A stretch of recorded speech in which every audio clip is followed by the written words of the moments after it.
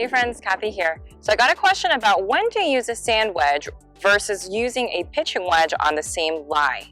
So I have here two flags. One is a little bit closer to me, and I have about 50% of green versus 50% of fairway to work with.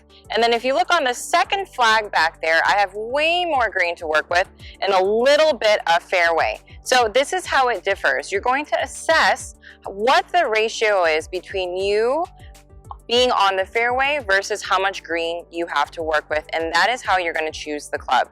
So this one that's pretty close to me here, because I have about a 50-50 thing going on, I'm going to grab a sand wedge. And with that sand wedge, what I'm expecting it to do is I'm expecting it to roll out just a little bit, end up a little bit high, right? Versus if I take a pitching wedge and I try to do the same thing here,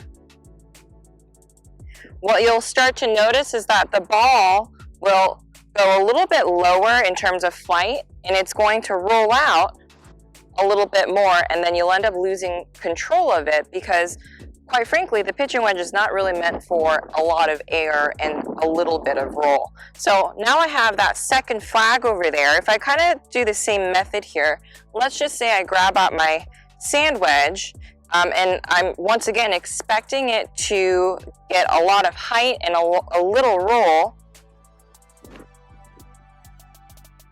It's really hard to judge the distance on where the ball is going to stop. So instead what I'll do, because I have a lot of green to work with, I'm essentially turning my roll out into a putt. I'm going to take my pitching wedge or even a 9-iron, and I'm just going to bump it up there with a smaller swing. And that thing will just keep rolling, rolling, rolling. It'll hit the hill there, and it's going to roll out. So that's how you'll determine what kind of wedge shot you're going to hit, whether you have a lot of green to work with or minimal green to work with.